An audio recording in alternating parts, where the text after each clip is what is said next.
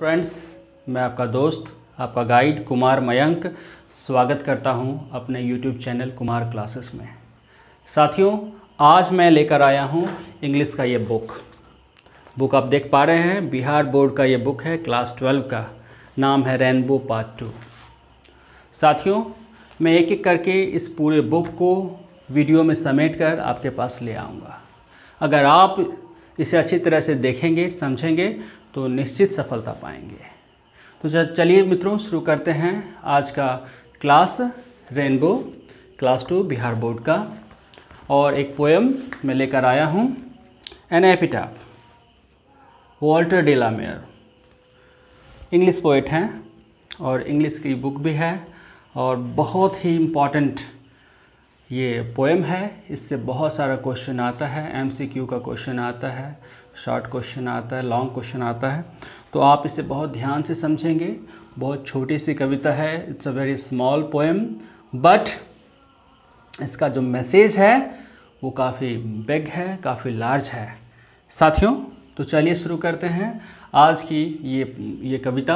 आज का ये पोएम वॉल्टर डिलामेयर के द्वारा लिखी गई है और इसे हम लाइन बाय लाइन समझेंगे, वर्ड टू वर्ड समझेंगे और इससे जुड़े हुए क्वेश्चन को भी सॉल्व करेंगे। तो चलिए मित्रों, एन एपिटाफ, इससे पहले हम लोग समझ लें कि एपिटाफ क्या है। भाई, एपिटाफ वॉल्टर डिलामेयर की लिखी हुई एक बहुत ही फेमस पोएम है। एपिटाफ होता है क्रिश्चियनिटी में जो एक कस्टम है कि आप, और दूसरे मज़हब में भी आप देखेंगे, हिंदू धर्म में भी देखेंगे, मुस्लिम्स में भी देखेंगे। तो वॉल्टर डिलामेयर 1873 1956, तो बहुत पुरानी बात है। तो उस समय क्या होता था कि कब्र पे एक शिलालेख, जिसको आप स्मृति लेख भी कहते हैं, वो टूम पे लिखा हुआ होता था, उसे ही हम लोग एपिटाफ कहते हैं। बहुत ही इम्पॉर्टेंट पोएम है वॉल्टर डिलामेयर। तो चलिए, सबसे पहले जो है पोएम को स्टार्ट करने से पहले हम लोग एपिटाफ के बारे में समझें कि एपिटाफ क्या है और ये किस तरह की कविता है। What kind of poem it is? It is a memoir poem. याद में लिखी गई कविता है ये। कवि जो हैं वो याद करते हुए एक पोएम को लिखते हैं। 8 लाइन पोएम से आप इसे काउंट करेंगे, 1 2 3 4 5 6 7 8 लाइन्स का ये जो पोएम है।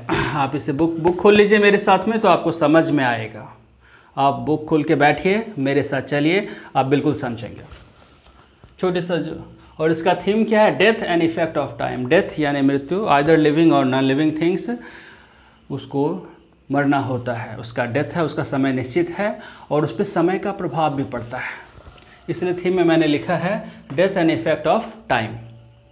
वॉल्टर डिलामेयर के बारे में कुछ हम लोग जान लेते हैं। बर्थ 25 अप्रैल 1873, 25 अप्रैल 1873 में इसका बर्थ हुआ है। एंड डेथ 22 जून 1956, 22 जून 1956 में इनकी मृत्यु हो गई है।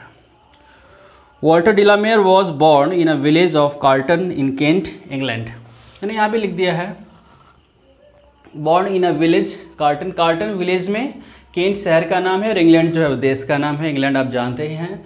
तो कार्टन में इनका जन्म हुआ था। एन इंग्लिश पोइट, इंग्लैंड में जन्म हुआ इसलिए इनको इंग्लिश पोइट बोला जा रहा है। शॉर्ट स्टोरी राइटर, छोटी छोटी कहानियाँ भी लिखे हैं। एंड नॉवलिस्ट, और एक नॉवलिस्ट भी हैं ये वॉल्टर डिलामेयर थे। तो वर्क्स में तो बहुत सारा काम है, लेकिन आपके बुक के अनुसार, अकॉर्डिंग टू दिस बुक, क्योंकि इसमें एमसीक्यू क्वेश्चन आएगा, तो इसमें कौन सा वर्क शो है वही मैंने यहाँ पे इसको मेंशन किया है। तो सॉन्ग्स फॉर चिल्ड्रन और पीकॉक पाई, ये दो के बारे में रेनबो में लिखा हुआ है। तो ये दो जो है आपको ध्यान में रखना है। ऑब्जेक्टिव क्वेश्चन आप इसे सॉल्व करेंगे। Best remembered for his work for children, इनको याद किया जाता है बच्चों के से जुड़े बहुत सारे कविताएं, बहुत सारे शॉर्ट स्टोरी जिन्होंने लिखा है।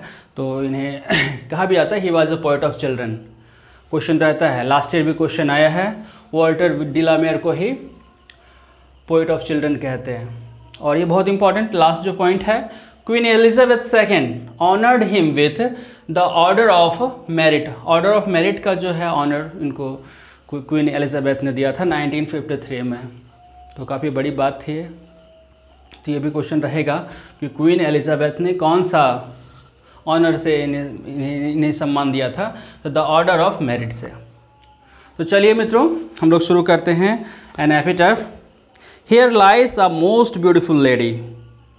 This is the first line, और फर्स्ट लाइन में कह रहे हैं पोएम का फर्स्ट लाइन बहुत ही मज़ेदार है। हियर लाई मतलब झूठ बोलना भी होता है, लेकिन यहाँ पे होगा लेटी है या दफन है।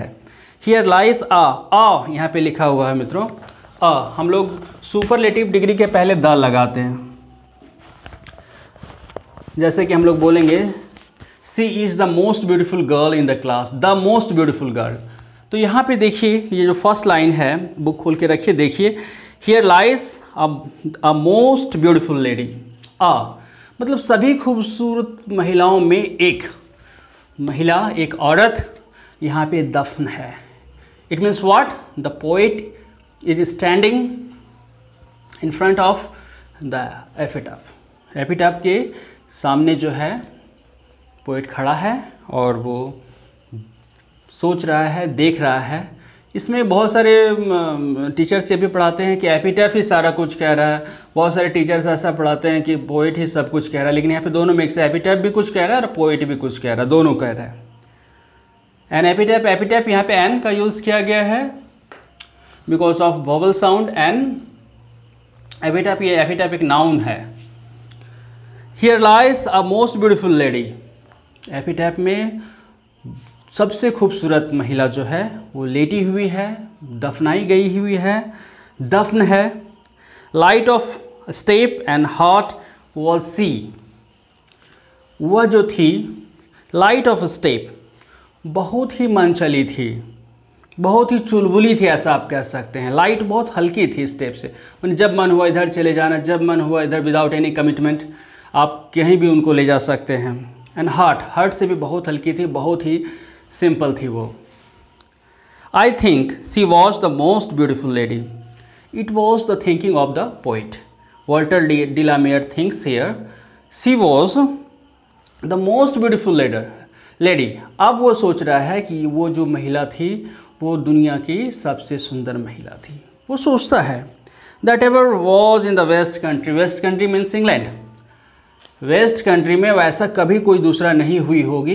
It was the thinking of the poet Walter डिलामेयर।